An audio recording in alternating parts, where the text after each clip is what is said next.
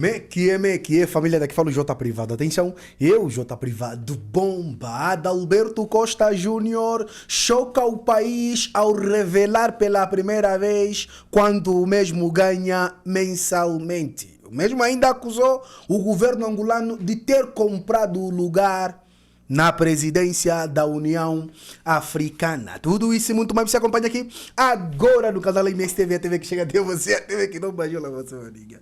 E a família, já está privado da casa. Como é que vocês estão? Eu espero que vocês estejam bem, porque eu também estou bem, tá? Para vocês que estão preocupados com a minha vida mais do que o próprio J Privado, olha, eu estou bem, tá? Só para esclarecer, estou bem. Apesar de estar acima do peso, eu estou a falar isso por conta de uma situação, velho. Caraca, há quem anda muito chateada comigo, mas enfim, é a vida, tá? Já se inscreva no canal, partilha o vídeo, comenta, deixa aquele like maroto, deixa dislike se não curtir, comente bastante que é bem essencial. Siga meu Instagram, siga meu TikTok que é muito importante, quero ver opiniões que nos ajudam bastante, porque só assim verdadeiramente conseguiremos derrubar todos os ladrões que andam a roubar dinheiro público.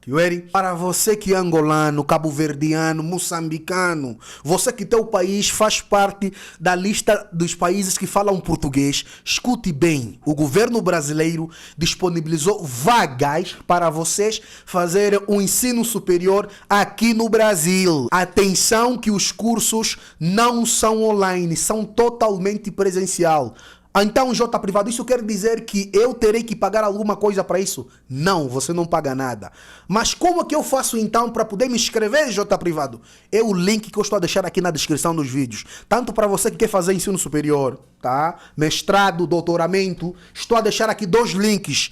Um para mestrado e outro para licenciatura e pós-graduação. Você que está totalmente interessado, é só entrar no link. Atenção que os links são totalmente do governo brasileiro. Não é do governo angolano, nem moçambicano, nem nada. É do governo brasileiro. Você irá preencher o formulário e os documentos todos que eles estão a pedir lá, que eu acredito que você tenha esses documentos, né? Irás levar à embaixada. Caso você não tiver a entender o que está escrito nesse site, é simples. É só você se direcionar ou à Casa da Cultura Brasileira aí no teu país, quer seja em Moçambique, ou à Embaixada do Brasil em Angola, Moçambique, Cabo Verde, São Tomé, entre outros, certo? Lá eles irão te explicar melhor quando você chegar lá e dizer quero me inscrever a bolsas do PQG, certo? Em Angola são 60 vagas que eu sei, em outros países não sei, mas em Angola são 60 vagas. Então aproveitem essa oportunidade, certo, manos? Não precisa pagar nada, a única coisa que você irá gastar de dinheiro é a passagem, talvez, que você irá sair de Angola para o Brasil para você vir estudar, só isso, ok? Então aproveite essa oportunidade, não falte. É basicamente isso, então sem mais delongas, vamos aqui para as notícias. Sim, família, olha, como eu disse lá no começo do nosso vídeo, é isto mesmo, né? Adalberto Costa Júnior, pela primeira vez, revelou ao país, ao mundo inteiro e ao país Angola, né, quanto ele ganha mensalmente. O mesmo também acusou o governo angolano de ter pago, comprado o lugar da presidência da União Africana. J Privado, como assim? Sim, hoje, como o próprio Adalberto Costa Júnior havia anunciado há alguns dias atrás na sua rede social Facebook, né, ele participou nas conversas sem macas, né, realizado pelo jornalista e economista de nome Carlos do Rosário, né? E dessa vez o convidado da vez foi o Adalberto Costa Júnior. E como vocês sabem, o presidente da UNITA, fez o seu discurso de começo, entre outros, e depois, né, naquela de questionamentos, entre outros, sem papa na língua, pela primeira vez o presidente simplesmente falou o quanto que ele ganha. Eu fiquei surpreso, tá? Vamos lá assistir aqui, por favor. Por falar em mudança, por falar a minha última pergunta, antes de passar, diz que recusou dezenas de milhares de dólares de salário, etc. Quanto é que ganha o Adalberto?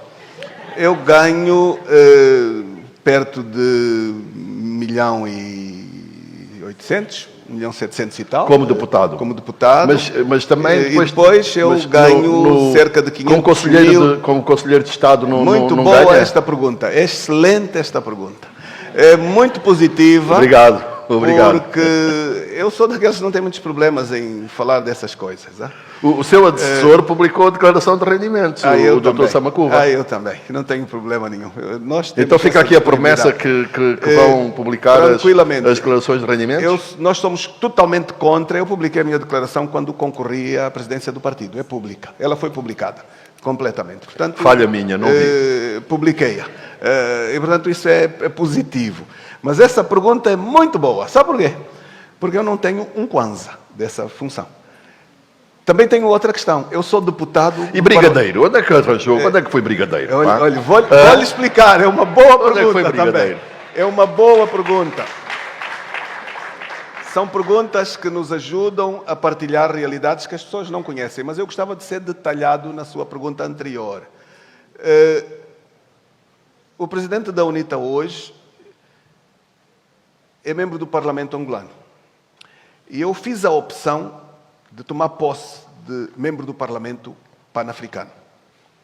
Alguém pode pensar, acumula funções, acumula vencimentos e está a perder tempo.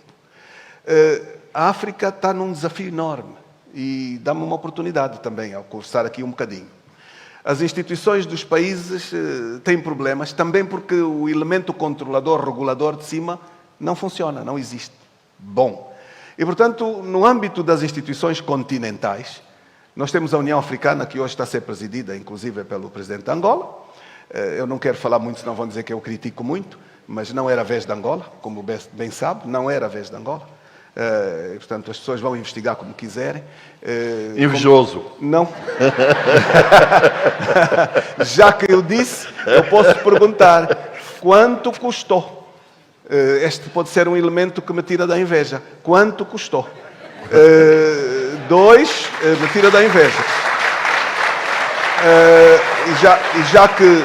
E já que me traz a este debate, a União Africana é presidida alternadamente pelo nome inglês dos países do continente africano. Não é pelo nome do Presidente da República, é pelo nome dos países no alfabeto britânico. A África foi presidida pela Mauritânia o ano passado. Depois do M, não vem o A. Não vem o A. Ok? Não vem o A. Portanto, nós provavelmente iríamos presidir a União Africana daqui a 12, 14 anos. Quanto custou? E quanto poderia ter beneficiado? Então, este pormenor. Mas volto à questão do Parlamento Pan-Africano. Decidi tomar posse porque o Parlamento Pan-Africano funciona em Midrand, na África do Sul, e não é permanente. E por não ser permanente, reúne 4 vezes por ano, 1 semana de cada vez. Eu achei que, indo para um órgão estratégico, 1 semana de 4 em 4 meses, eu trazia mais valia para Angola. E tinha o Parlamento, como tenho, como uma janela para o continente. E, portanto, fui para lá. Mas não se ganha um kwanza lá. Portanto, permite-me, porque é um elemento até para esclarecer. Somos deputados do Parlamentos Nacionais que fazem estas vai-vens, mas não têm vencimento complementar. Portanto, não há acréscimo. Não tenho um kwanza como membro do Conselho da República. Nunca recebi uma viatura, um cartão de supermercado, como outros têm, todos. E olhe que não há limites, de facto, de terem outros empregos públicos, porque aquilo que a lei determina é que quem tenha determinado emprego público abdica dos exercícios, mas o Adalberto é capaz de ser o único que não tem essas realidades. E não lamento, mas o que eu quero dizer é que isso não ocorre com os outros, lamentavelmente. Mas os conselheiros não são pagos, no meu caso. Eu gostaria que investigassem se os outros são pagos. Está bem. Bom, eu gostaria que investigassem. Quando publicar a declaração de rendimentos ou republicar, nós vamos ver isso. Não tem. Terminamos por aqui. Família, vocês ouviram? É basicamente isso. Porra, Adalberto só ganha 1.800 dólares ou 1.700 por aí. Caraca. Como é que dá para viver assim? Não, como é que um líder político ganha esse valor? Aqui no Brasil estamos a falar de quanto? 1.800. Quase 10 mil reais. Não, mais, minto. 1.800 dá quanto? 1.000 dá 500 dólares por aí. 5 mil. Quase 10 mil mesmo, se não estou em erro. Quase 10 mil reais, ou mais de 10 mil reais, se não estou em erro. Caraca. É estranho, hein? Não, parece brincadeira.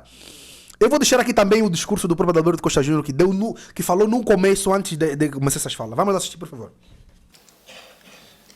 Depois deste momento com os nossos patrocinadores, convido o engenheiro Adalberto Costa Júnior a subir aqui ao palco para que a atividade comece de facto. E depois haverá naturalmente a conversa com Carlos Rosado de Carvalho.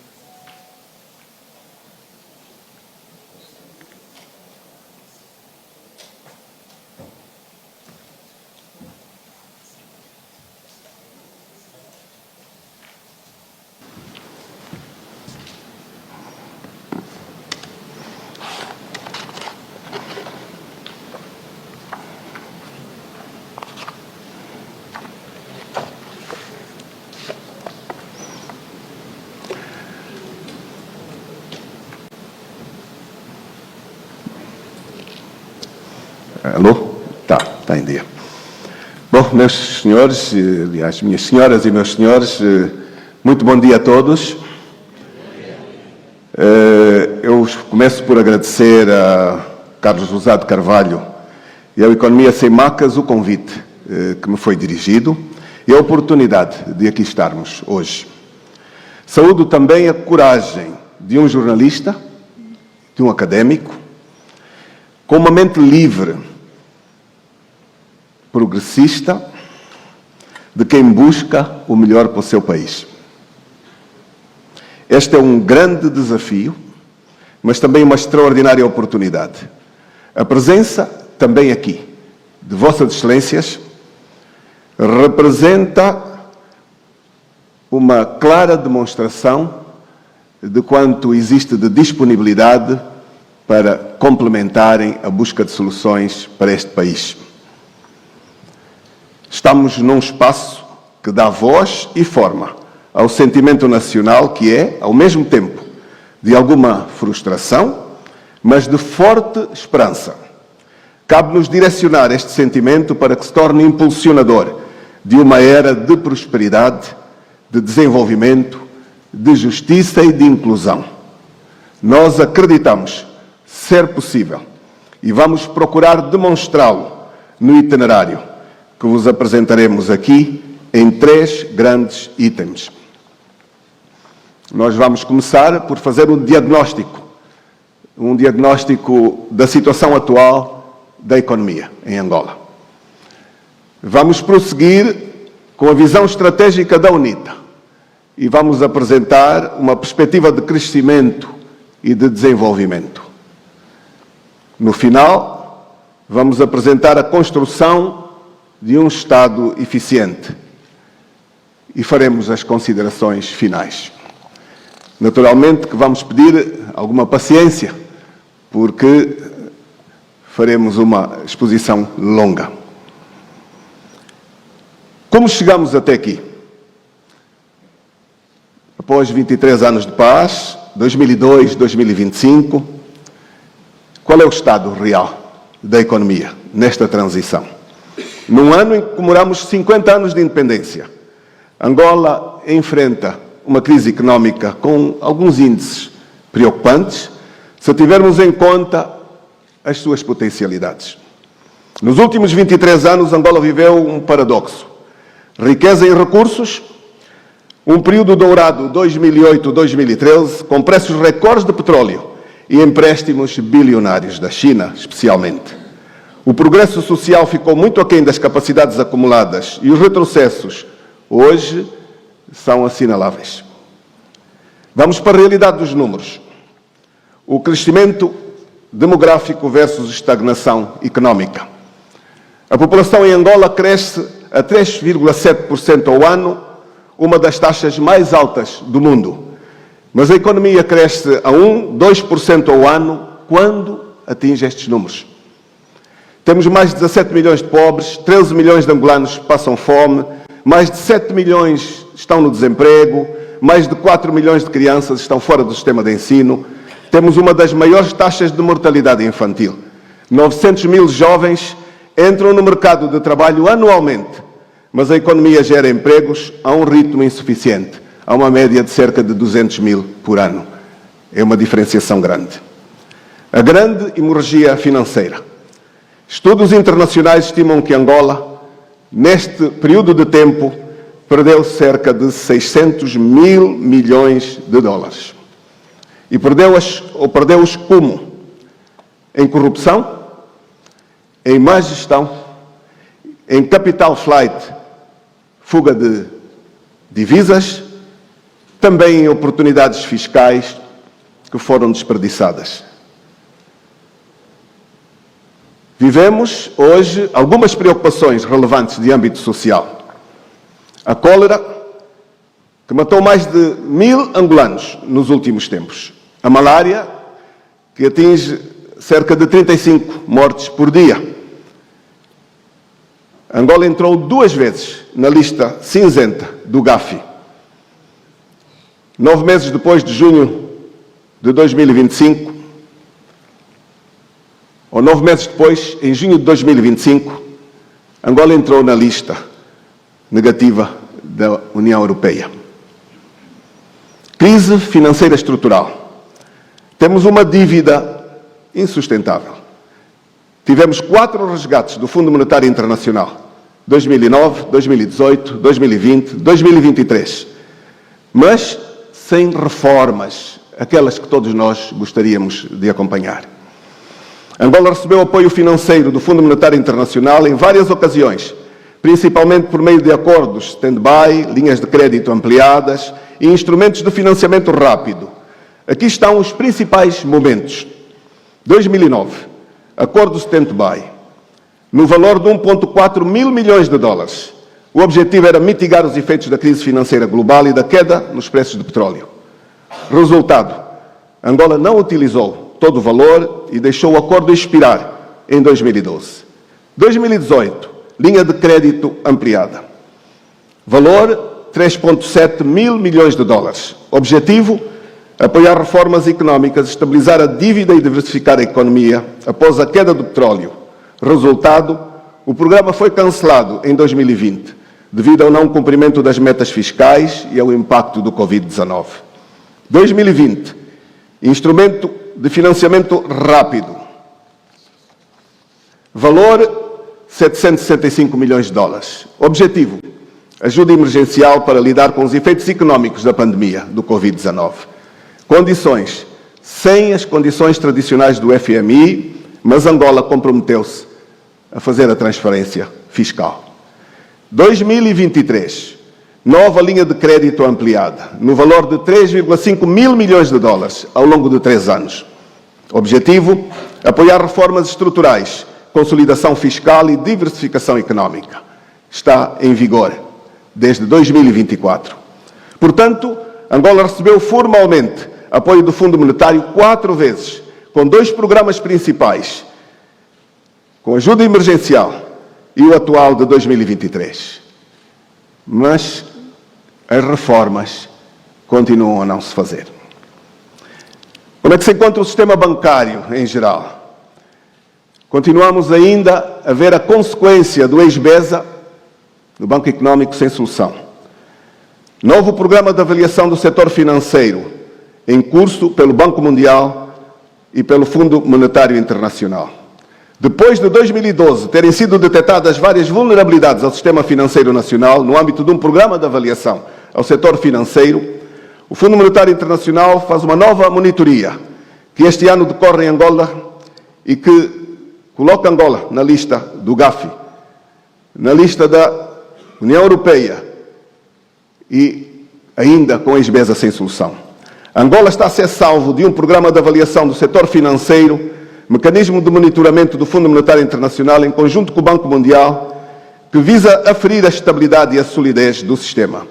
As equipes das 2 instituições multilaterais que desenvolveram o programa de avaliação do setor financeiro trabalharam no mês de junho e vão regressar em setembro. E o que é que resultou destes trabalhos? Despesa quase fiscais com a Sonangol, despesas fora do Orçamento Geral do Estado, elas existem. Despesa quase fiscais que provocam um orçamento paralelo e que sufoca Angola. Despesa fora do orçamento realizadas aonde? Na Sonangol, através de petróleo, na Indiama, dos diamantes, na Sodiam, na comercialização de diamantes. Com impacto, distorcem as contas públicas. O Estado gasta mais do que aquilo que declara. Aumentam a dívida oculta, aquela que não é aprovada na Assembleia Nacional. Fomentam a corrupção, porque há contratos que não são fiscalizados. Dados relevantes pela iniciativa de transparência da indústria extrativa. Nós temos empréstimos com garantia petrolífera de cerca de 16 mil milhões de dólares. E estes empréstimos incorrem o risco de penhora de recursos naturais angolanos. Temos subsídios a combustíveis em atraso, mais de 10 mil milhões. Provocam déficit orçamental, que aparece mascarado. Construção de habitações sociais, mais ou menos 2 mil milhões, que são apresentadas sobre sobrefaturamento. O caso do CIF. Ainda no caso do CIF, é uma face visível da corrupção. Visível mais em centralidades sobrefaturadas, em que o padrão recorrente são as QFS para beneficiar elites e beneficiam muito menos os angolanos. Mas porquê que estas práticas são muito graves? Porque elas produzem fuga ao escrutínio democrático. O Parlamento não debate estas despesas.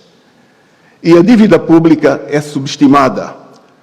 O FMI alertou em 2023 que Angola tem milhares de milhões de dólares em QFS não contabilizadas. Temos falência do Estado Social.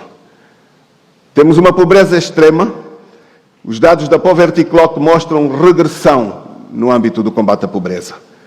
Segurança alimentar, Angola importa muito daquilo que poderia produzir. Despesas públicas ineficientes, educação e saúde com investimentos inferiores a países africanos como a Nigéria e a África do Sul. Os subsídios aos combustíveis prevalecem e estes subsídios beneficiam as elites e não a população. O papel da comunicação social, que é importante, é caracterizado pela censura. A mídia está capturada. O Ministério da Comunicação Social é um instrumento de censura, não de informação. Angola já tem maturidade para fazer a autorregulação e para ter conselhos de redação independentes. Alguma fraude começa quando a imprensa é controlada. Sem liberdade não há democracia. E por que é que estamos aqui? 23 anos de paz poderiam traduzir-se em muito mais prosperidade. O petróleo enriqueceu poucos, o petróleo de algum modo empobreceu o país. A corrupção e a má gestão têm destruído oportunidades. E nós continuamos a fazer o diagnóstico. A armadilha da dívida é um fardo para os angolanos. A inflação e os pagamentos exorbitantes do serviço da dívida pública funcionam como impostos invisíveis que pesam sobre os mais vulneráveis, cerca de 85% dos angolanos. Este fardo rouba-lhes escolas de qualidade, acesso a cuidados de saúde, infraestruturas. A armadilha da dívida de Angola é, efetivamente, um fardo. A inflação e os pagamentos exorbitantes do serviço da dívida pública, atrasados e despesas quase fiscais, funcionam como impostos invisíveis que pesam sobre os mais vulneráveis.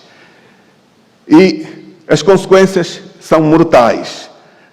A malária, agravada pela falta de investimento em saúde pública, já matou mais de, e o número pode ser assustador, mas é real, mais de 800 mil angolanos em 23 anos. Mecanismos da crise.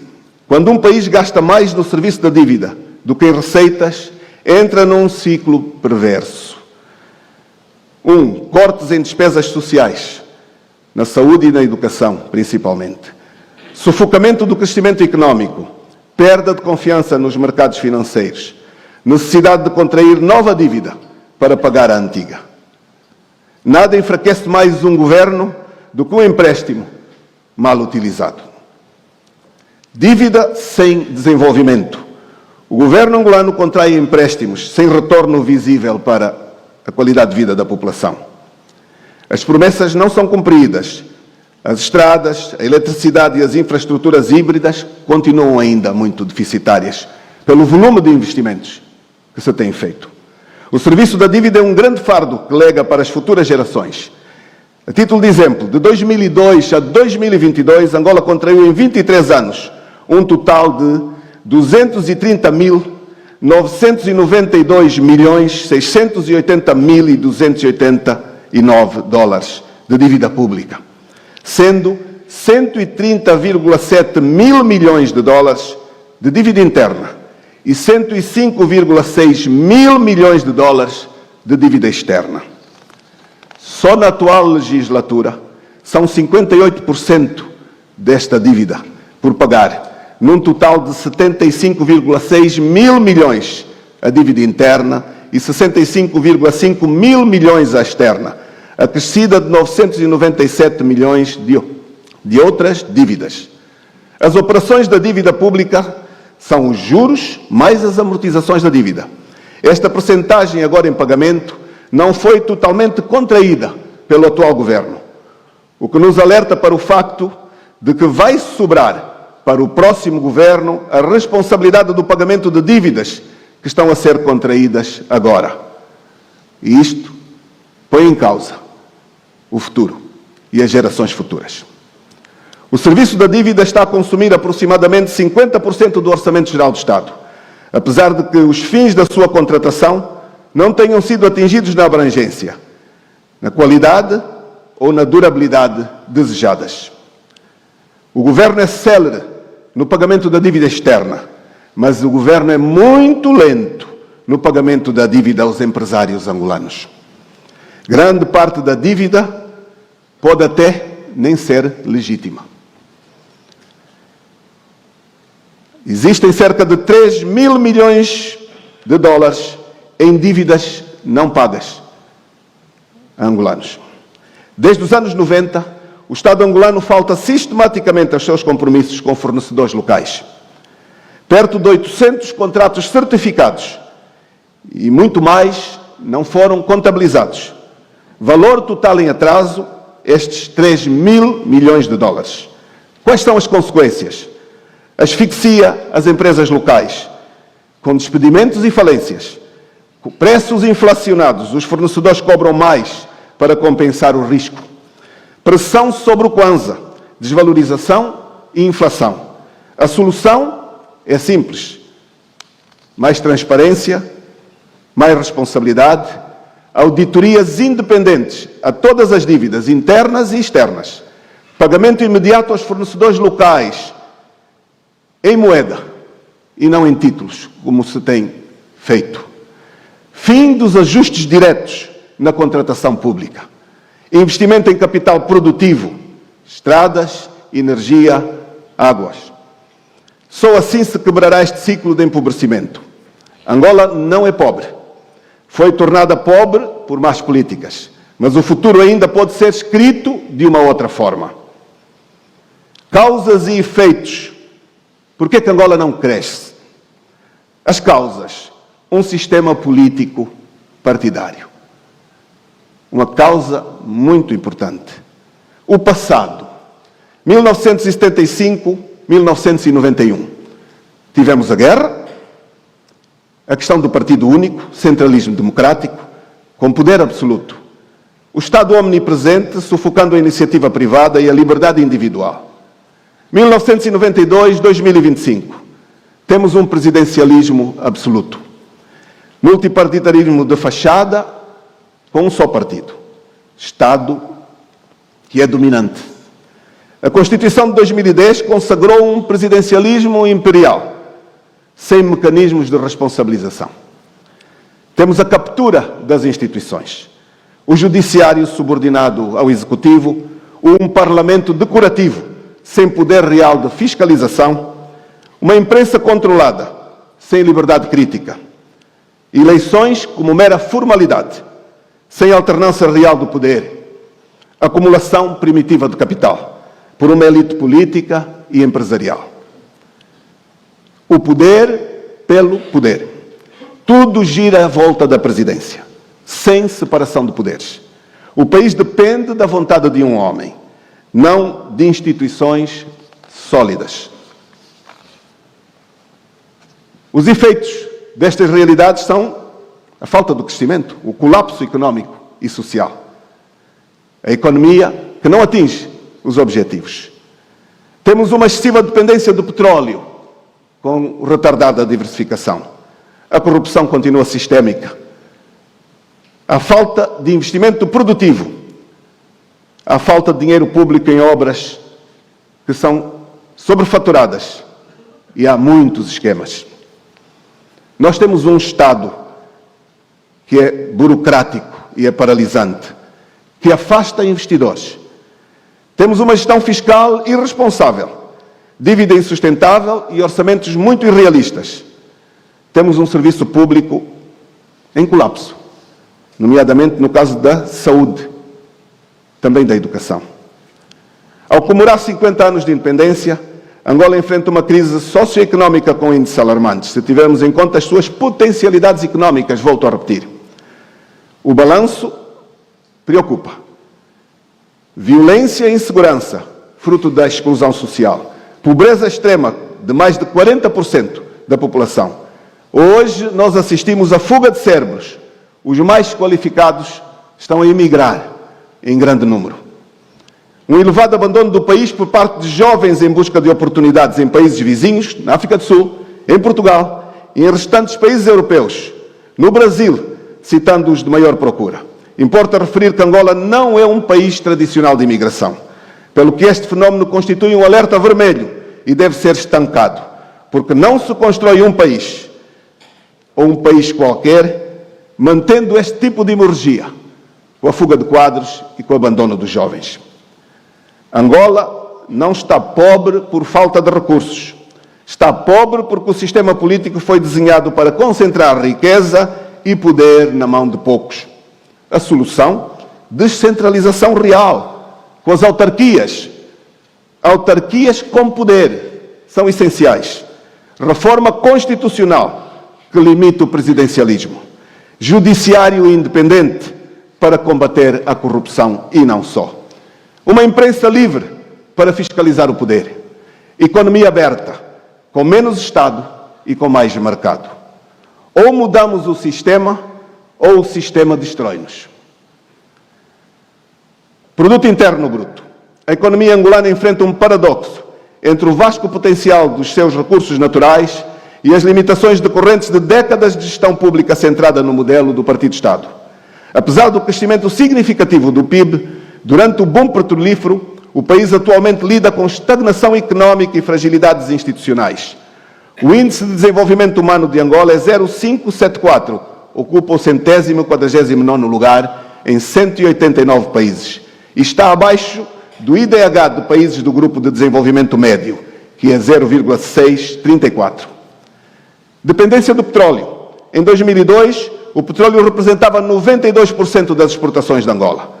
2 décadas depois, esta dependência aumentou para 95%. Este cenário evidencia que, apesar dos esforços e investimentos, a diversificação económica permanece um desafio não realizado. Crescimento económico e rendimento per capita. A economia angolana, embora tenha recuperado de uma recessão prolongada, demonstra um crescimento insuficiente para acompanhar o rápido aumento da população, resultado da estagnação ou declínio do rendimento per capita e na perpetuação de elevados níveis de pobreza. Em 2014, o rendimento médio por habitante era de aproximadamente $5.400 anuais, sustentado por um PIB de 146 mil milhões de dólares. Em 2024, o PIB per capita reduziu-se para cerca de 2.344 mil dólares, para um PIB de 94,4 mil milhões de dólares. Para recuperar o PIB de 2014, seria necessário duplicar o crescimento da economia. Enquanto discutimos o crescimento do PIB per capita, há outro indicador que expõe a nossa realidade de forma mais crua, que é o índice do Gini, que nos mostra que existem duas Angolas.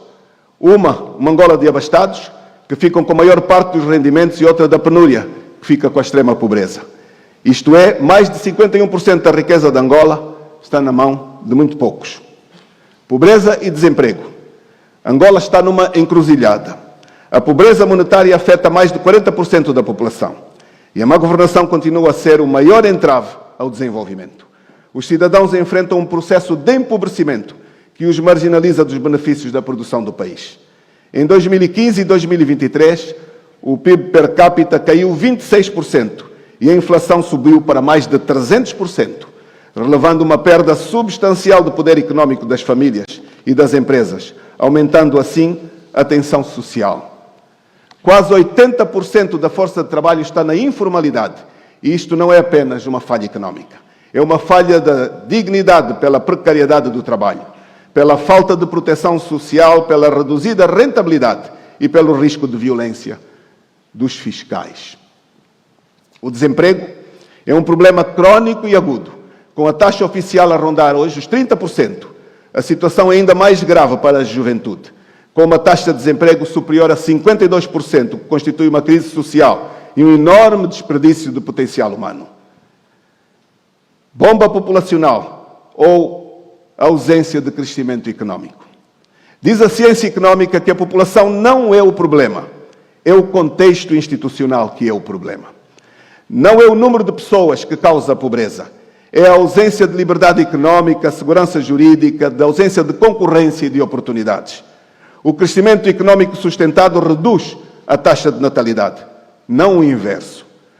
Ao longo da história, o padrão é sempre o mesmo. Quando os países enriquecem e instituem mercados livres, protegem a propriedade e educação básica, a taxa de natalidade diminui naturalmente, sem necessidade de controle demográfico autoritário. A relação correta não é mais gente, mais pobreza, mas sim, instituições fracas geram pobreza persistente, geram taxa de natalidade elevada. O que observamos nos países pobres e com instituições disfuncionais, como em Angola, é a pobreza gera incerteza. As famílias têm mais filhos como forma de proteção social rudimentar. Em suma, o crescimento populacional não causa pobreza. É a pobreza causada por más instituições que sustenta taxas de natalidade elevadas. A população angolana cresce a uma taxa superior a 3% ao ano, o que representa em termos líquidos cerca de 1 milhão de novos utentes anuais para a educação, para a saúde, saneamento, mobilidade, entre outros. Com estruturas económicas e administrativas deficientes, esta pressão torna-se insustentável. Não porque somos muitos, mas porque o Estado angolano é disfuncional e o mercado é reprimido. Angola não tem um problema de excesso de população, tem um problema de falta de liberdade económica e da ausência de reformas estruturais. A solução não está em culpar o crescimento populacional, que é, aliás, uma oportunidade, se bem aproveitada, mas sim em libertar as forças criativas e produtivas do país. Mais pessoas numa economia livre e com boas instituições são uma força, não são um fardo. A história do desenvolvimento moderno mostra isto, sem margem para dúvidas. Reserva internacional líquida. Temos mais de 15 mil milhões de dólares em reserva, mas esta reserva é inacessível para a generalidade das empresas e para a generalidade das famílias angolanas. Educação. O indicador de educação é particularmente alarmante e aponta para um subinvestimento crónico e profundo em capital humano. Esta falha em colocar a educação da sua população é um dos maiores entraves ao desenvolvimento sustentável e à diversificação em Angola. Num contexto global desafiador, onde o PNUD alerta para um abrandamento do progresso humano e para o aumento das desigualdades pós-pandemia, a capacidade de Angola para acelerar o seu desenvolvimento humano será muito importante. Corrigir as elevadas taxas de crianças fora do sistema de ensino e reformar o sistema de ensino atualmente desconexo das necessidades do país são outros desafios a serem superados. A questão da saúde. Em Angola, o sistema de saúde é frequentemente retratado como um local de incerteza, onde a falta de recursos, a má gestão e as dificuldades de acesso resultam em sofrimento evitável e em muitas perdas humanas. Governação e ambiente institucional. Clientelismo. Um grupo pequeno de pessoas sequestrou o Estado. Usa e abusa do Estado para benefício próprio. Usa indevidamente as garantias soberanas do Estado. Promovem-se monopólios, partidarismo, compadrio e nepotismo. Fazem-se negócios do Estado consigo mesmo. E não ajuda a economia. Onde reina a arbitrariedade, o intervencionismo ou o privilégio, surgem o atraso, a desigualdade e o conflito. A corrupção é sistémica.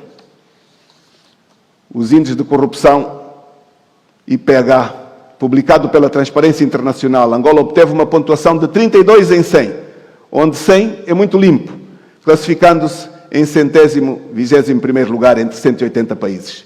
Esta pontuação está ligeiramente abaixo da média da África subsaariana, 33 pontos, e muito abaixo da média global, 43 pontos. Opacidade nas finanças públicas. A limitação do acesso aos dados estatísticos associada à pouca fiabilidade destes conduz a dificuldades de concepção e gestão das políticas públicas, bem como a incertezas na elaboração de planos de médio ou longo prazo por parte do setor privado. Integridade governamental. Dados da Heritage Foundation. Este componente do Índice de Liberdade Económica atribui a Angola uma pontuação muito baixa, 28,2 em 100. No índice de 2025, confirmando a percepção de corrupção generalizada. As assimetrias regionais. Durante muitos anos, as autoridades angolanas atribuíram culpas à governação colonial pelo crescimento assimétrico das regiões. Mas foi durante os 50 anos de independência que se agudizaram tais diferenças sem que ocorresse a inversão desta tendência. De alguma maneira, observamos, fruto de algum conhecimento acumulado, que foi naquelas regiões tradicionais onde se mantiveram progressos e uma certa conservação dos valores. O OGE é desequilibrado ao atribuir mais recursos para o litoral em relação ao interior e concentrar o seu maior valor em Luanda, a capital do país. Esta situação coloca em causa máxima de que a vida faz-se nos municípios e expõe as diferenças estruturais entre as diferentes regiões do país. Ambiente de negócio é hostil ao investimento nacional e estrangeiro. Risco político. Há uma excessiva partidarização das instituições públicas. Há uma má gestão orçamental. 62% do Orçamento Geral do Estado vai para a defesa, vai para a dívida, vai para a burocracia. Receios de iminente alternância do poder. Há excessivos receios de uma alternância, quando a alternância devia ser continuidade da governação, continuidade da estabilidade. Risco cambial, instabilidade da moeda nacional, ambiente de negócios, direitos de propriedade. Ninguém investe ou empreende se receia ser expropriado. Onde os direitos de propriedade são fracos ou inexistentes, a atividade económica é reduzida, informal e precária.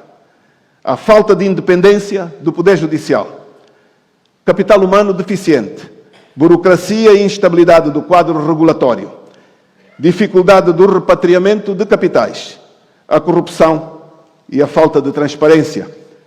Todos os problemas acima elencados levam-nos a uma crise económico-social que se reflete na pobreza elevada, na redução da esperança de vida para apenas 42 anos. Fizemos aqui um diagnóstico.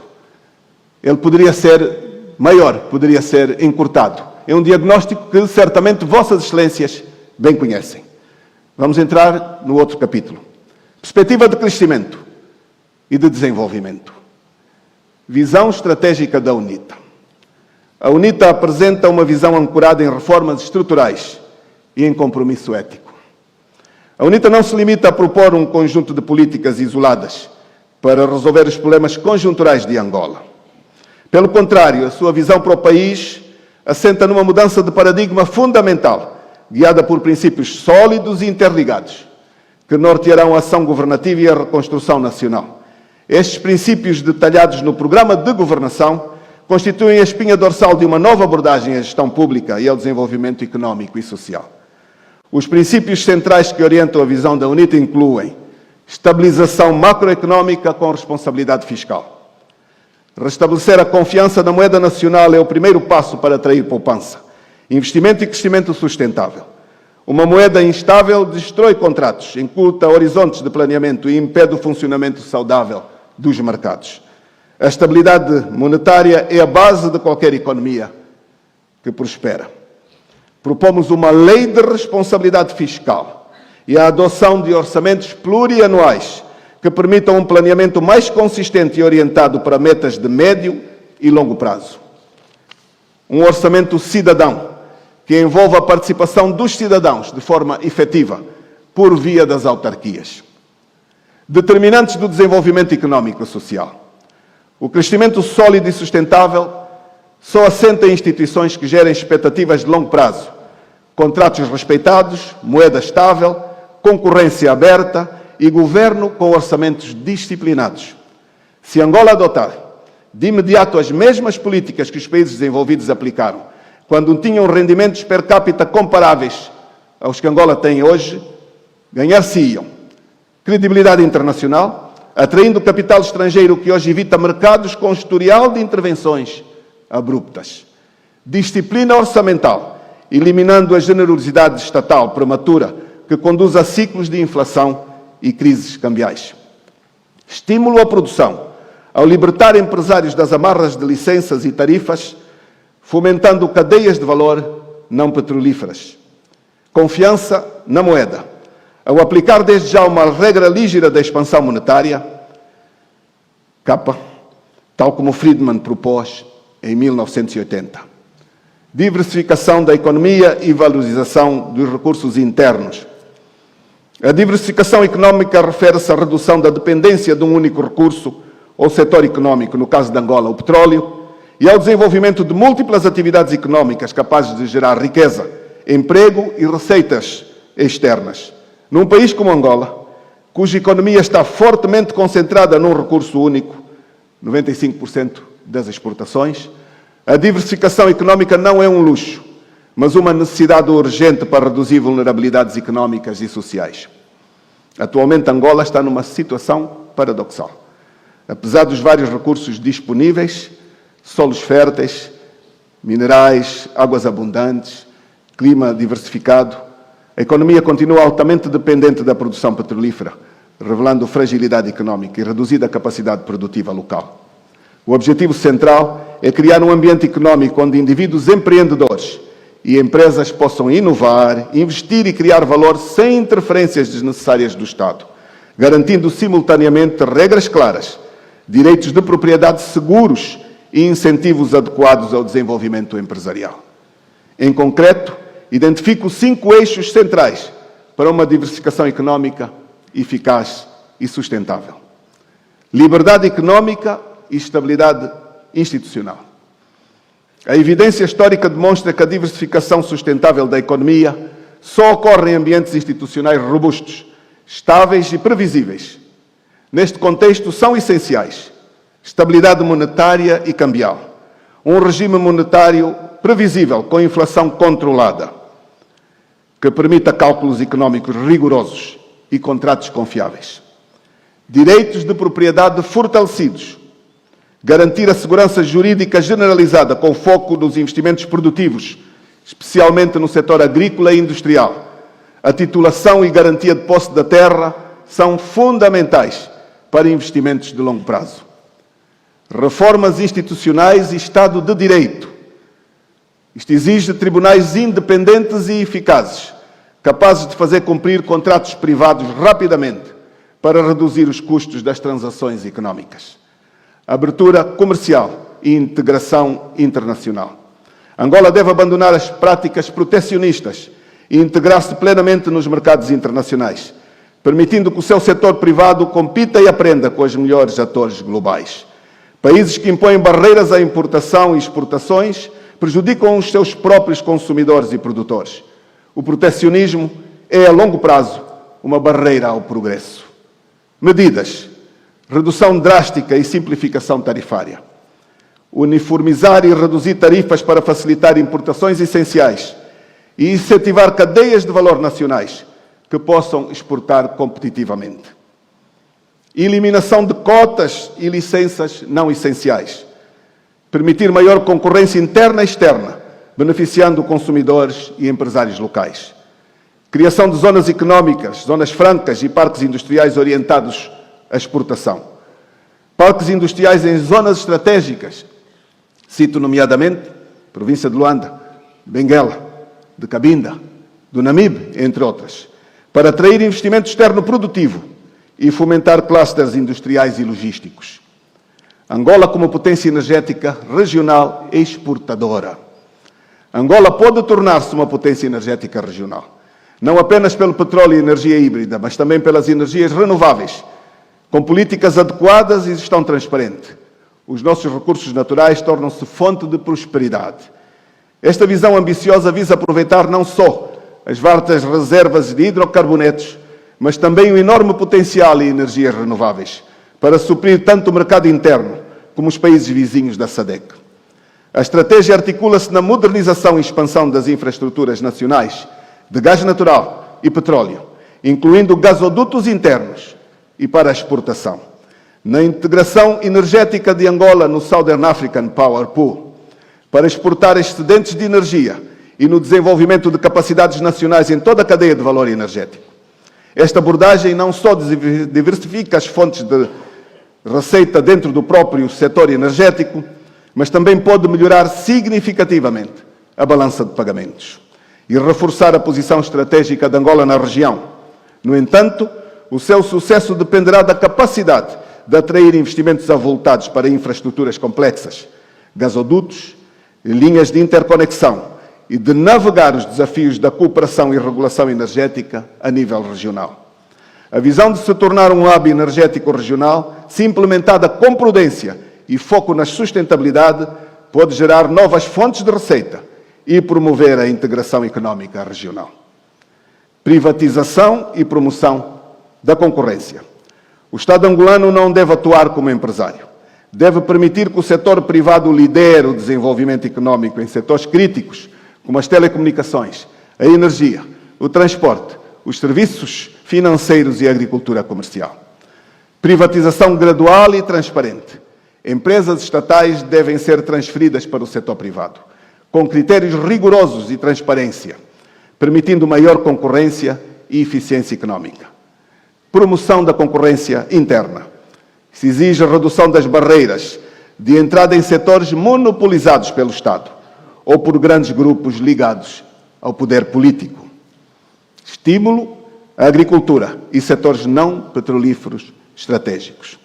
O setor agrícola representa um enorme potencial de diversificação produtiva, geração de emprego e segurança alimentar. Segurança jurídica na posse da terra. Facilitar o acesso à propriedade privada com titulação rápida, garantindo investimentos produtivos de longo prazo na agricultura. Reconhecer a terra como um bem originário do povo. O atual modelo centralizado favorece a corrupção, o clientelismo e o abuso de poder. Com o título de propriedade da terra, o cidadão pode obter crédito, investir ou negociar, usando a terra como alavanca para o desenvolvimento inclusivo. Liberalização total do mercado agrícola. Remover cotas, controle de preços e barreiras internas, permitindo que agricultores vendam livremente os seus produtos, aumentando a oferta e a eficiência produtiva. Investimentos seletivos em infraestruturas rurais, em estradas rurais, em armazenamento logístico, em sistemas de irrigação eficientes, crédito agrícola acessível para melhorar a produtividade agrícola e integração nas cadeias globais. Diversificar a economia angolana requer não apenas novas políticas económicas, mas uma mudança fundamental no paradigma institucional, regulatório e político, permitindo maior liberdade económica, concorrência, responsabilidade fiscal e segurança jurídica. São estas condições que permitirão o surgimento e florescimento de novos setores económicos em Angola, para além do petróleo. É uma visão fundamentada nas experiências internacionais comprovadas e na sólida literatura económica, complementada pela análise realista das escolhas públicas e dos incentivos institucionais necessários ao desenvolvimento sustentado. Fomento do turismo. O nosso país é um gigante turístico, adormecido pela beleza e raridade da sua natureza amplamente inexplorada, das quais destacamos paisagens naturais, culturas diversificadas e património histórico. Na nossa perspectiva, o turismo não é um luxo, mas um motor de inclusão social, descoberta de novas oportunidades, talentos e reconciliação nacional dos angolanos com a sua própria beleza, história e diversidade. Descentralização do desenvolvimento turístico. Transferência de competências e recursos para as regiões e municípios, permitindo que cada território desenvolva uma estratégia turística própria, alinhada às suas potencialidades. Criação de planos regionais de turismo, com participação dos governos locais, comunidades e operadores económicos. Desenvolvimento de conteúdos turísticos diversificados. Fomento de escolas de turismo regionais. Educação para o turismo, com foco na língua inglesa. E intensificação do ensino da língua inglesa, especialmente nas zonas com potencial turístico. Criação de infraestruturas e acessibilidade.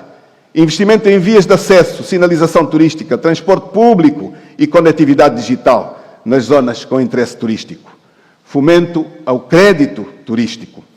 Criação de linhas de crédito dedicadas a empreendimentos turísticos, com condições favorecidas para jovens empreendedores, cooperativas e projetos comunitários. Parcerias com a banca para apoiar hotéis, lodges, ecoturismo, restaurantes, agências e roteiros culturais. Fomento das micro, pequenas e médias empresas. O crescimento económico só tem valor se os seus frutos forem partilhados de forma equitativa. A UNITA compromete-se com o desenvolvimento robusto das micro, pequenas e médias empresas, das cooperativas e da economia familiar. Igualmente importante é a redução das profundas assimetrias regionais, aqui faladas, garantindo que o progresso chegue a todas as províncias e municípios, beneficiando todos os angolanos. Ambiente regulatório simples e favorável. Criação de um estatuto jurídico simplificado para as micro, pequenas e médias empresas, com regimes fiscais e contábeis adaptados. Digitalização do processo de constituição e licenciamento das empresas. Revisão do quadro legal para facilitar o encerramento e a reestruturação de negócios, reduzindo o estigma do fracasso. Acesso ao financiamento. Criação de fundos públicos de garantia de crédito, permitindo que bancos emprestem com menor risco. Estabelecimento de linhas de microcrédito com taxas acessíveis, especialmente para jovens e mulheres empreendedoras. Incentivar os bancos e cooperativas de crédito a criar produtos específicos para as micro, pequenas e médias empresas, com períodos de carência ajustados aos ciclos produtivos. Capacitação técnica e gestão empresarial. Lançamento de programas nacionais de formação em empreendedorismo, contabilidade básica, marketing digital e gestão financeira. Criação de uma rede de incubadoras e aceleradoras regionais em parceria com as universidades, com organizações não governamentais e com o setor privado. Apoio técnico para as micro, pequenas e médias empresas possam formalizar e integrar cadeias de valor formais. Inclusão digital e transformação tecnológica. Incentivos à digitalização de microempresas com acesso a ferramentas básicas. Programas de formação digital gratuitos, presenciais ou online, com apoio técnico na criação da presença das redes sociais e no comércio eletrónico. Formalização com benefícios. Programa de incentivo à formalização, isenção temporária de impostos, mais acesso automático ao microcrédito e inscrição na Segurança Social. Fomento de ecossistemas locais. Apoiar clusters produtivos locais na agroindústria, na pesca, nos têxteis, no turismo comunitário, com investimentos em infraestruturas partilhadas. Criar zonas económicas especiais para microempresas com benefícios fiscais, com acesso à energia, água e a armazéns subsidiados. Dinamizar os mercados municipais e feiras comerciais locais com espaço garantido para as micro, pequenas e médias empresas. Promoção da cultura empreendedora.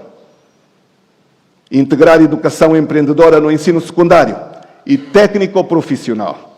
Lançar campanhas de comunicação que valorizam o empreendedor como criador de valor social e económico. Criar prémios anuais e concursos regionais para incentivar soluções inovadoras de base local. Subempreitadas obrigatórias para as micro, pequenas e médias empresas em concursos públicos. Cláusula obrigatória nos cadernos de encargos. Incluir nos concursos públicos a obrigação de o proponente vencedor subcontratar micro, pequenas e médias empresas legalmente registadas, com prova de regularidade fiscal e técnica. O sempre execuível, exigir que 25% do valor total da empreitada seja executado por micro, pequenas e médias empresas nacionais, podendo variar por setor e região. Priorizar empresas locais, de jovens, criar bonificação na avaliação de propostas, fiscalizar com transparência. Criação de um registro nacional das micro, pequenas e médias empresas habilitadas. Um banco de dados público e digital credenciado por setor e região para facilitar a seleção dos subempreiteiros. Mudamos de capítulo e vamos para a reforma do Estado e a boa governação. Pretendemos levar a cabo iniciativas que visem restaurar a confiança do cidadão nas instituições do Estado. Despartidarização, celeridade e transparência. Consolidação do Estado de Direito. As leis devem aplicar-se a todos por igual, mas não deve ser uma mera teoria. As leis devem realmente aplicar-se a todos por igual. Governantes e governados, e não podem ser arbitrárias ou criadas para beneficiar grupos específicos. Onde há Estado de Direito, há previsibilidade, há confiança e segurança jurídicas. Ter um sistema de check and balances permanente, fortalecimento das instituições, nomeadamente do Tribunal de Contas, do Banco Central, das instituições de justiça, para garantir governação responsável. Devolução do papel fiscalizador da Assembleia Nacional. Materializar a lei da responsabilidade fiscal, que já aqui foi falada. Materializar os orçamentos cidadão, com a implementação das autarquias. Independência efetiva do Banco Nacional de Angola. Independência efetiva do Instituto Nacional de Estatística. São fundamentais. Desburocratização e simplificação regulamentar.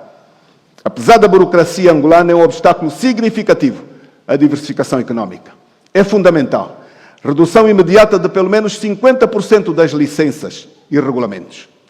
Facilitar a abertura, operação e encerramento de empresas, tornando Angola competitiva regionalmente em termos de ambiente de negócios. Implementação do silêncio positivo. Após um prazo de 48 horas, a ausência de resposta por parte das instituições e da administração significa aprovação tácita dos pedidos feitos pelos empresários.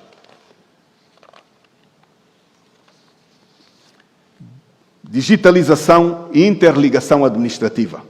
Tornar totalmente digital o processo de registro empresarial, permitindo que empresas sejam constituídas em menos de 48 horas. Governação transparente e prestação de contas. A UNITA propõe um conjunto de medidas robustas para instituir uma cultura de transparência e responsabilidade na gestão da coisa pública. Elementos essenciais para reconstruir a confiança e garantir que o Estado sirva efetivamente o interesse do cidadão. Vamos pôr fim à impunidade e à subversão da lei, dando autonomia real ao Poder Judicial, que o torne verdadeiramente independente, inclusive do ponto de vista financeiro, e sem subordinação ao titular do Poder Executivo. Combater a corrupção e os monopólios. A alta autoridade anticorrupção. A corrupção, longe de ser um fenómeno episódico ou periférico, opera como um sistema enraizado que atravessa instituições, setores e práticas cotidianas. É um elemento corrosivo que distorce prioridades, encarece transações. Para a UNITA, o combate à corrupção não pode ser simbólico, nem instrumentalizado politicamente. É um pilar estratégico da boa governação. Onde há corrupção sistémica, os recursos são desviados, os contratos não são respeitados e os incentivos permeiam a proximidade ao poder em detrimento do mérito e da eficiência. Por isso, defendemos a criação de uma alta autoridade anticorrupção, verdadeiramente independente, dotada de meios, de autonomia e competências claras para investigar, para prevenir e sancionar, com base em critérios objetivos sem interferências políticas e com medidas de proteção legal aos denunciantes. Propomos a revisão da lei da probidade pública. Reforma dos combustíveis. A liberalização do mercado dos combustíveis em Angola tem sido incompleta e problemática. Atualmente, o governo limitou a liberalização exclusivamente aos preços, mantendo intacto o monopólio da Sonangol sobre as importações. Esta contradição estrutural impede que o mercado funcione verdadeiramente, distorcendo preços, mantendo privilégios para uma única entidade, prejudicando consumidores e, por extensão, toda a economia nacional. A solução efetiva exige abordar 3 aspectos cruciais: quebrar definitivamente o monopólio das importações, garantir plena concorrência entre operadores, estabilizar monetariamente o Kwanza. A lição é clara. As instituições moldam o comportamento dos indivíduos e das empresas. São elas que criam um ambiente favorável ou hostil ao crescimento económico. Reformar instituições é um processo difícil e, por vezes, lento, mas é o único caminho sustentável para alcançar o desenvolvimento. Melhorar radicalmente o ambiente de negócios. Guilhotina regulatória e o balcão único digital são essenciais. Sistema fiscal simples e estável. A carga tributária deve ser comportável e previsível. Mudanças constantes nas regras fiscais desincentivam o investimento. Mais importante que ter impostos baixos é ter impostos estáveis e aplicados de forma geral. Desenvolver capital humano e inclusão. O maior ativo de Angola é o seu povo. Por isso é imperioso empoderar o cidadão. A nossa prioridade máxima é investir no capital humano, para que ele corresponda à demanda cada vez mais exigente de um mercado inovador e competitivo. Para atingir esse objetivo é necessária uma reforma profunda do sistema de ensino. Educação de qualidade para todos. O sistema educativo angolano enfrenta desafios profundos, onde muitos jovens concluem o ensino médio sem as competências básicas. A qualidade do capital humano é um fator determinante para a produtividade, a inovação e a capacidade de diversificação da economia. Propostas centrais. Reforma curricular abrangente. Alinhar os currículos escolares com as necessidades dos setores prioritários da economia e com exigências do mercado de trabalho do século XXI. É fundamental que o ensino seja orientado para a utilização e o domínio de instrumentos profissionais, com forte ligação às empresas. O programa da UNITA reforça a necessidade de alinhar o ensino técnico-profissional com os setores estratégicos da diversificação. Ensino bidirecional a partir do 2º ciclo. A UNITA propõe a integração de um sistema educativo bidirecional a partir da 6ª classe, em que os alunos possam seguir percursos diferenciados, acadêmico ou técnico-profissional, de acordo com as suas aptidões, interesses e orientação vocacional. O objetivo é permitir uma formação mais especializada, sem comprometer a qualidade geral do ensino. Ambos os percursos manterão uma base comum de formação geral, garantindo mobilidade futura entre as vias e evitando a exclusão precoce. Este modelo visa tornar o sistema mais inclusivo, funcional e adaptado à realidade socioeconómica do país. Valorização do ensino técnico-profissional. Reconhecer e fortalecer o ensino técnico-profissional como uma via inevitável para a formação de quadros intermédios qualificados, essenciais para a indústria e para os serviços. Rigor e qualidade na progressão escolar. Implementar a exigência de conhecimentos efetivos para a transição de classe, proibindo as aprovações automáticas ou baseadas em percentagens mínimas, que é o que se aplica hoje. Esta medida, embora possa ser desafiadora a curto prazo, é essencial para restaurar o rigor e a qualidade no sistema de ensino, combatendo a ilusão de educação, onde os alunos progridem sem adquirir as competências necessárias. Se implementada com um sistema de apoio adequados para os alunos com dificuldades, esta política pode elevar significativamente o nível geral da educação. Melhoria de formação e condições dos professores. Embora não explicitamente detalhado como uma proposta legislativa isolada, a valorização da carreira docente, com melhor formação inicial e contínua, remuneração condigna e condições de trabalho adequados é uma condição implícita e indispensável para o sucesso de qualquer reforma educativa. Ligação escola-empresa. Promover uma maior interação entre as instituições de ensino e o setor produtivo, proporcionando prática profissional aos alunos e dispersão dos conhecimentos técnicos às empresas. Esta ligação pode criar um ciclo virtuoso. Os alunos ganham experiência prática e melhoram a sua empregabilidade.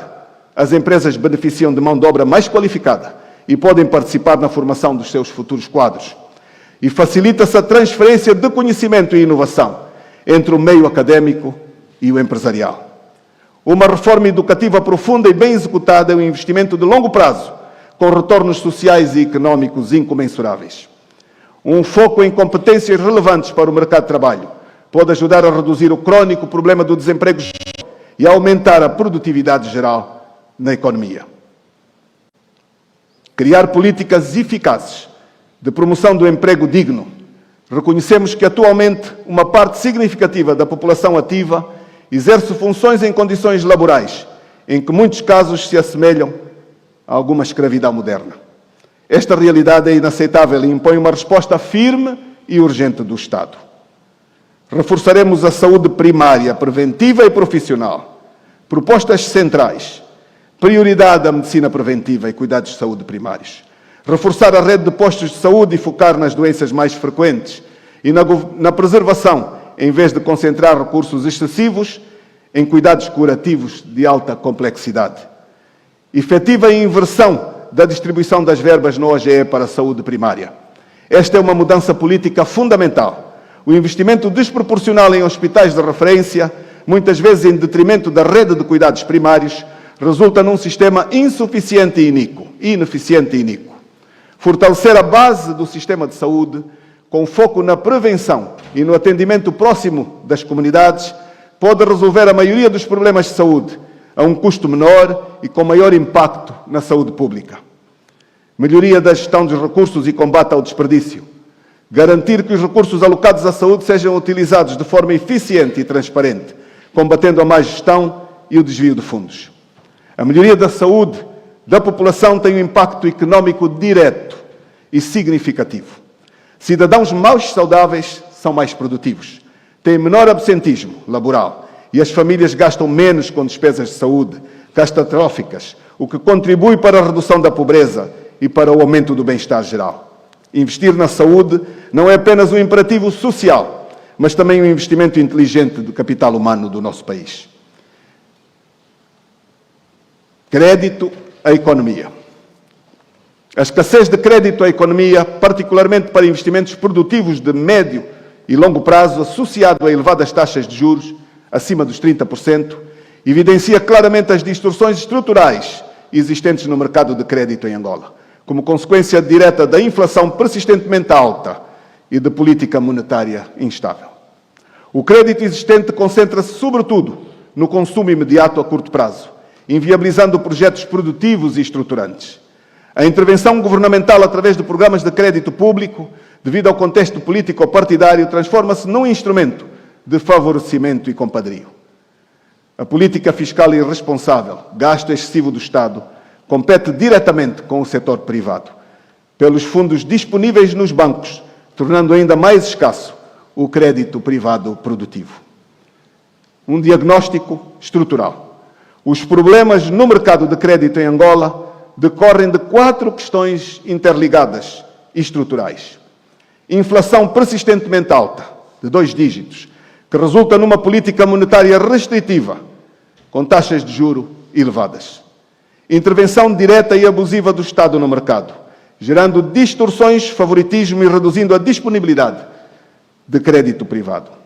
Gasto público excessivo e irresponsável, competindo diretamente pelos recursos financeiros que deveriam estar disponíveis para investimentos produtivos privados. Falta de instituições sólidas e independentes, permitindo corrupção e crédito direcionado para grupos ligados ao partido político, distorcendo o mercado. Solução estrutural.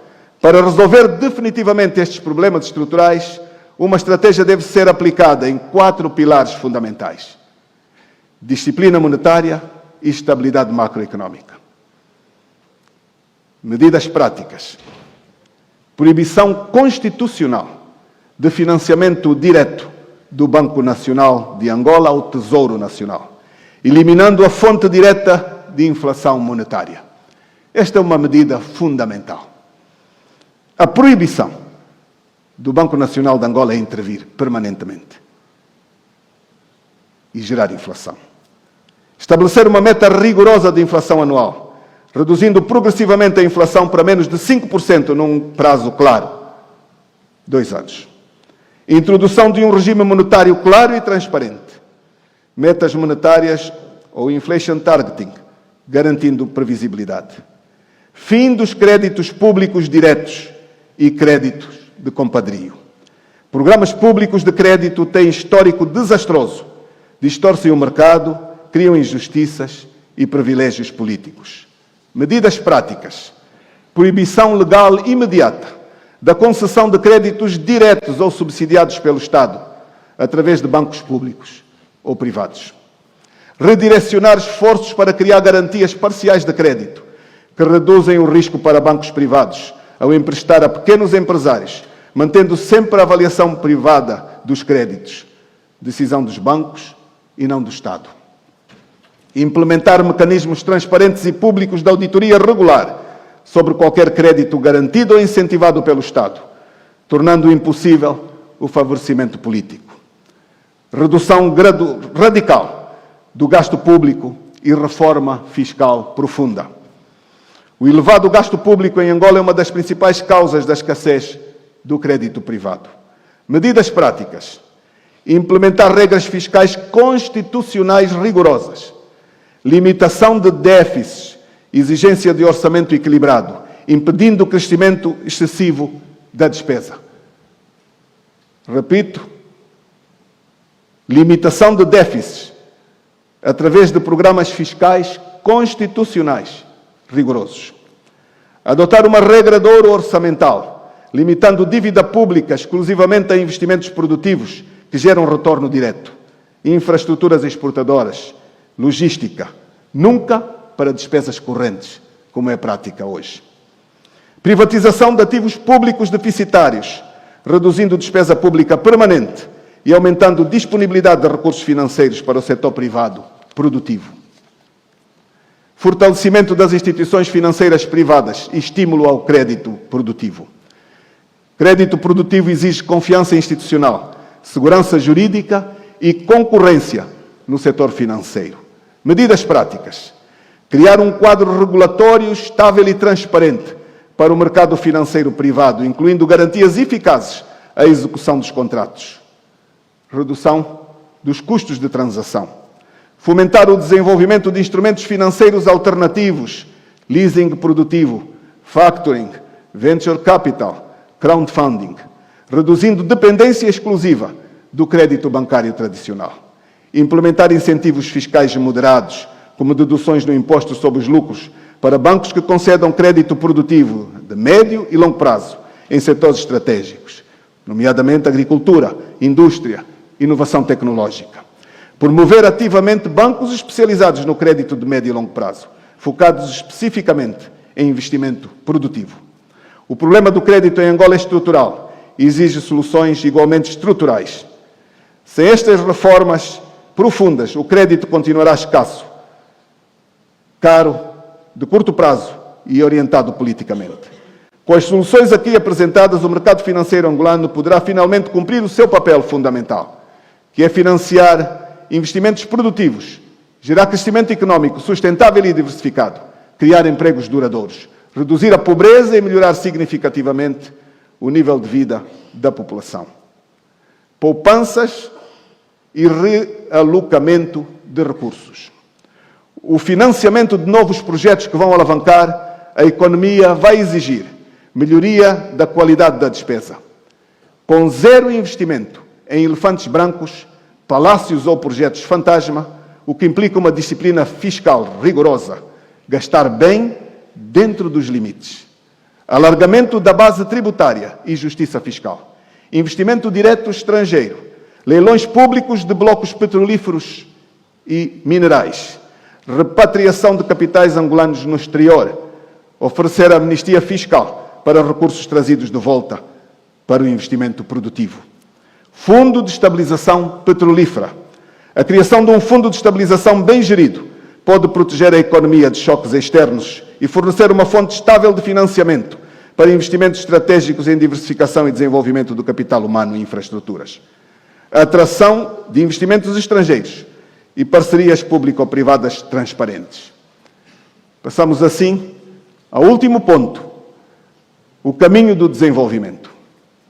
Angolanas e angolanos, chegamos ao momento mais crucial do exercício que hoje percorremos juntos. Um momento de visão, um momento de coragem e de decisão. Ao longo da história aprendemos que não há progresso verdadeiro sem instituições fortes. Instituições que protejam a liberdade, que exijam responsabilidade, que recompensem o mérito e promovam a justiça. Os povos que avançaram não foram os mais ricos em recursos, mas sim os mais ricos em vontade política e em compromisso com a transparência. Não há progresso sem instituições que sustentem a liberdade, a responsabilidade e o mérito. Ao longo da história, os povos que prosperaram foram aqueles que garantiram os direitos de propriedade, respeitaram o Estado de Direito, asseguraram a estabilidade monetária e promoveram o livre comércio e o investimento. A pobreza não é um mistério, é o ponto de partida da humanidade. A riqueza é o fenómeno a explicar e a conquistar. E como demonstraram tantos países que reformaram as suas instituições, esse caminho, embora desafiante, está ao alcance de qualquer nação que deseje verdadeiramente desenvolver-se. Angola tem a oportunidade de escolher esse caminho, o da transformação verdadeira. Os obstáculos são grandes, mas a história mostra que os retornos, quando as reformas são feitas, são ainda maiores. Angola precisa de uma mudança estrutural urgente, não apenas de medidas cosméticas. Este é o momento de virar a página. Não prometemos milagres, prometemos compromisso. Prometemos um contrato de confiança com o povo angolano, baseado em transparência, justiça, trabalho e amor. Vontade política, competência técnica e ética na governação. O futuro do país exige um ato de coragem coletiva. Romper com os vícios do passado e abraçar uma nova visão económica centrada no cidadão, na produção, na inclusão e na sustentabilidade. Como e com quem governar?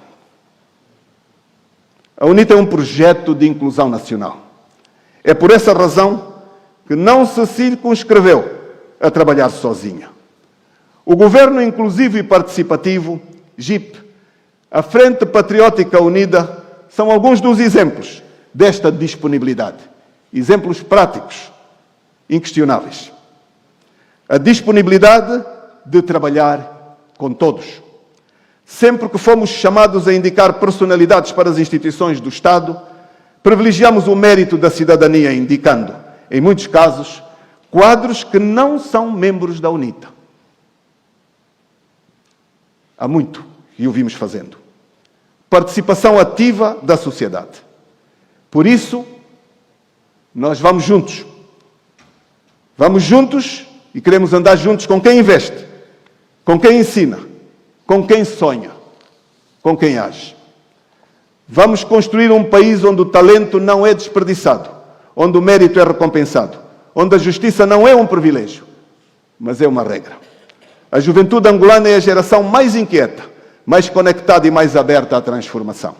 Eles não querem ser beneficiários de promessas, querem ser protagonistas da construção de uma Angola melhor.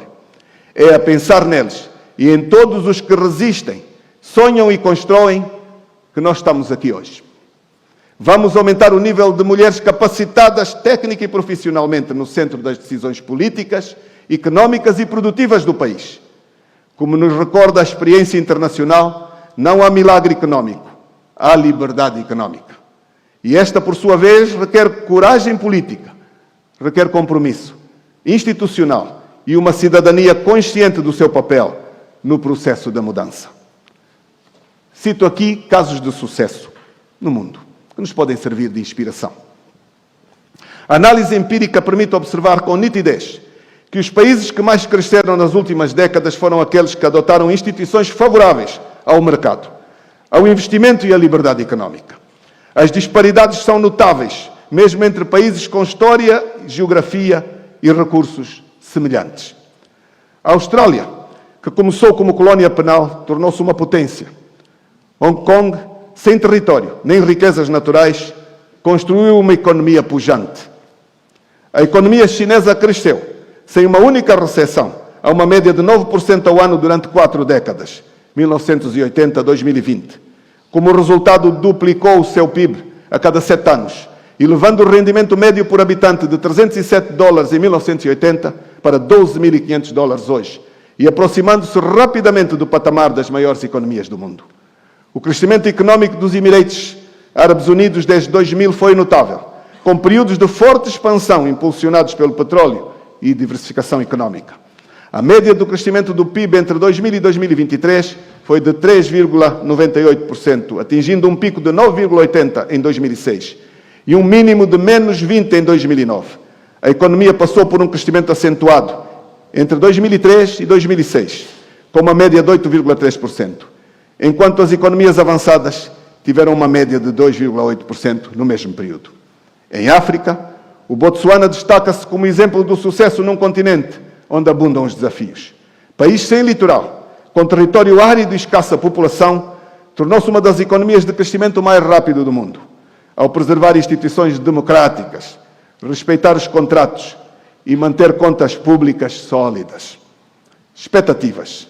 Crescimento do PIB. Angola precisa de crescer no mínimo 7% ao ano durante uma década. Parece ambicioso, mas não é impossível. Com coragem política, ética intransigente, competência técnica, podemos reverter o ciclo da estagnação. Combate a pobreza e a fome. A pobreza e a desigualdade são temas centrais em qualquer agenda económica séria. No contexto de Angola, um país de recursos abundantes, mas com níveis persistentes de pobreza extrema, trata-se de compreender como uma economia rica em petróleo chegou a esta situação. A pobreza extrema afeta cerca de 40% da população angolana, enquanto a desigualdade se mantém elevada devido a políticas que favoreceram grupos ligados ao poder político, a corrupção institucionalizada e ao fraco crescimento económico sustentado por setores não petrolíferos. A nossa visão para reduzir a pobreza e a desigualdade baseia-se numa abordagem liberal clássica. Essa visão rejeita soluções assistencialistas permanentes, destacando ao invés o papel central do crescimento económico, da criação de riqueza e das reformas institucionais como meios mais eficazes e sustentáveis para combater a pobreza e reduzir desigualdades sociais, em 5 eixos fundamentais. Crescimento económico sustentado. Sem crescimento económico robusto, duradouro e diversificado, é impossível reduzir significativamente a pobreza e a desigualdade de forma permanente. O crescimento económico é a única maneira sustentável de aumentar o nível de vida geral e criar oportunidades reais. Medidas específicas. Implementar um regime monetário estável, credível e transparente, reduzindo a inflação, que prejudica especialmente os mais pobres. Promover reformas institucionais que garantam direitos de propriedade e contratos seguros, permitindo o florescimento de pequenos negócios. Liberalizar setores económicos, nomeadamente a agricultura, indústria e comércio, aumentando o emprego produtivo através da iniciativa privada. Educação através dos vouchers, dos cheques escolares. A educação é fundamental para o combate à pobreza e à desigualdade. O atual sistema público angolano falha ao não oferecer educação universal e de qualidade, condenando milhões de jovens à pobreza futura. Medidas específicas. Implementação imediata de um sistema de vouchers educacionais, permitindo que famílias pobres escolham escolas privadas homologadas, garantindo acesso universal à educação de qualidade, especialmente para as crianças mais pobres. Financiamento do sistema através da eliminação gradual dos subsídios aos combustíveis, canalizando esses recursos para a educação básica e formação profissional, entre outros. Introdução de competição entre escolas privadas e públicas por meio de rankings públicos, beneficiando diretamente famílias com vouchers adicionais, caso escolham escolas com melhores resultados académicos. Redução radical da burocracia e da informalidade. Atualmente, Angola tem uma economia informal enorme devido à burocracia estatal, que prejudica sobretudo os pequenos empreendedores e trabalhadores mais vulneráveis. A informalidade mantém os pobres presos em ciclos de baixa produtividade e insegurança económica. Medidas específicas. Eliminação imediata de pelo menos metade das licenças e requisitos burocráticos para pequenos negócios. Tal como fomos já dizendo, estamos a repetir a implementação das medidas práticas. O silêncio positivo que citamos antes é fundamental. Implementação de uma estrutura tributária simples e cara. Estabelecer limites constitucionais, como aqui já dissemos. Descentralização política e económica são questões fundamentais. Combater a fome. A fome não é relativa. A fome não se combate com esmolas governamentais, como o caso do Coenda. Combate-se libertando as pessoas para produzirem, para trabalharem, para escolherem, empreenderem e viverem com dignidade. Agricultura comercial e subsistência como pilar da segurança alimentar é absolutamente fundamental. Promover a expansão da conectividade digital, a correção das assimetrias regionais, que aqui foram já bem explicadas. A criação de um Estado eficiente. A nossa visão económica assenta em princípios claros orientados para a liberdade, eficiência e transparência. Precisamos de ter um Estado minimalista, mas eficaz. Menos intervencionismo, mas com um papel regulador forte para garantir equidade e evitar abusos. Foco em serviços públicos de qualidade, saúde, educação e infraestruturas. Precisamos de dar o salto da viragem do atual sistema, centralizado, lento e corrupto, para uma nova Angola, descentralizada, ágil e transparente. Tal como dissemos, crescimento económico não é uma questão de sorte, é uma questão de escolhas, coletivas refletidas nas leis, nos incentivos e na ordem constitucional, onde a liberdade económica floresce a inovação, expande-se o investimento e melhora a qualidade de vida. Angola não pode mais esperar.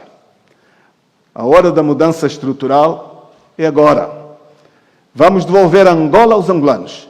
Vamos reconstruir com justiça. Vamos governar com amor, com ética e com foco no povo. Essa é a promessa que nós fazemos. Esse é o nosso contrato com Angola.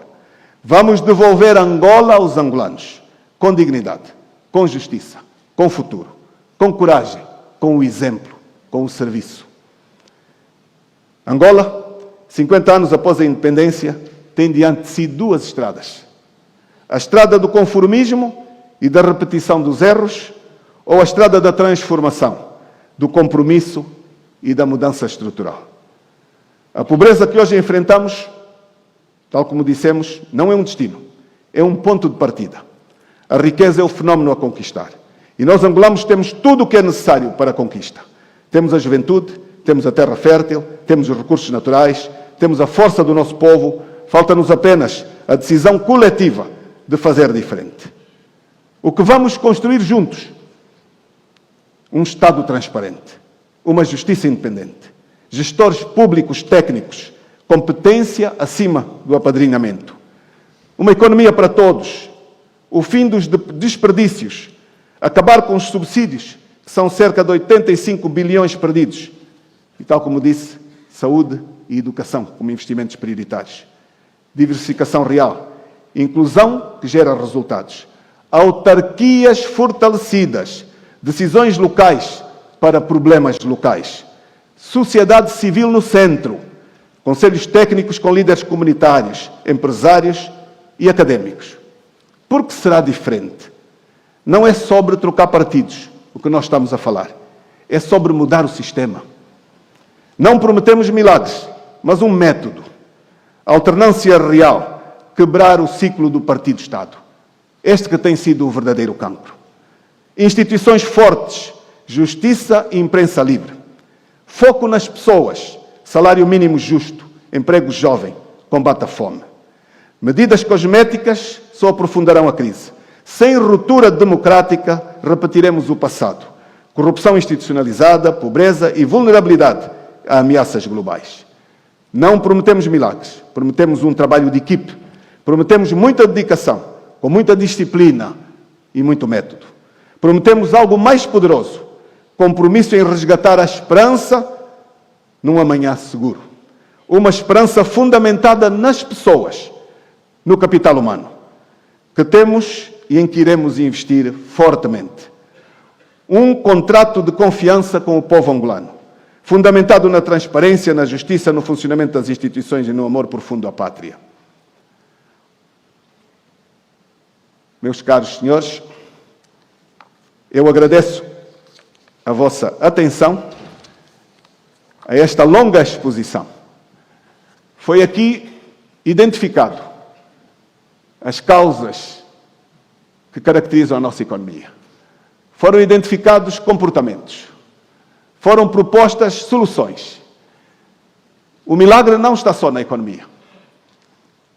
É fundamental que os operadores económicos tenham, acima de tudo, uma liderança que se junte a si. Uma liderança determinada a abraçar reformas. Uma liderança corajosa que pense país, que pense plural. Uma liderança que não pense partido e que tenha a condição de reformar o Estado. Reformar o Estado partidário. Reformar o ciclo dos beneficiários próximos. Uma liderança que faça as autarquias. Uma liderança que olhe para a sociedade civil e que a tenha como parceira da construção de uma melhor Angola. Muito obrigado pela vossa atenção.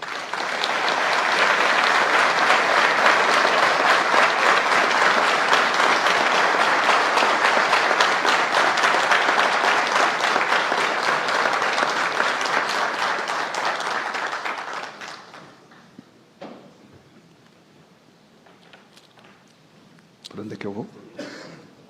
A primeira ou a segunda?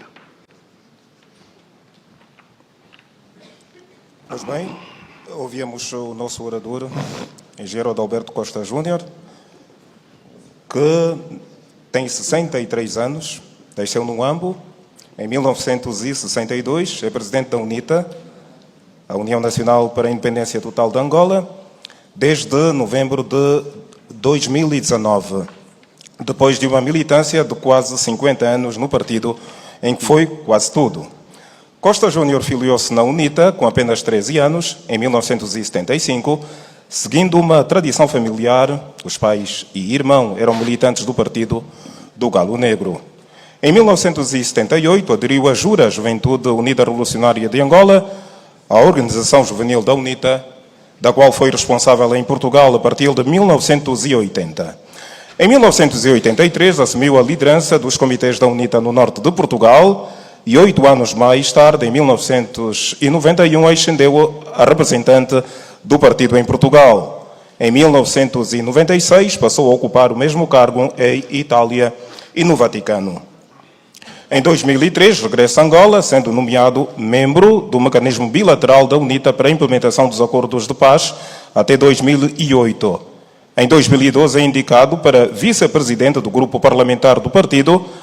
Em 2015 subiu presidente ao grupo parlamentar da UNITA. Isso é, assumiu este cargo, antes de ser eleito presidente do partido em 2019, cargo que desempenha até o momento. No âmbito parlamentar, foi vice-presidente do Fórum Parlamentar da SADC, de 2015 a 2019, e pertenceu à Comissão de Agricultura, Alimentação e Recursos Naturais. Foi desmobilizado das Forças Armadas Angolanas em 2003, com o posto de brigadeiro. Adalberto é bacharel em Engenharia Eletrotécnica pelo Instituto Superior de Engenharia do Porto e licenciado em Ética Pública pela Universidade Gregoriana de Roma. Assim, apresentamos o nosso ilustre Adalberto Costa Júnior. Agora convido o Carlos Rosado de Carvalho a vir aqui ao nosso palco para a habitual conversa com Adalberto Costa Júnior e sabermos mais sobre o que pensa esta figura sobre a nossa economia. Muito obrigado.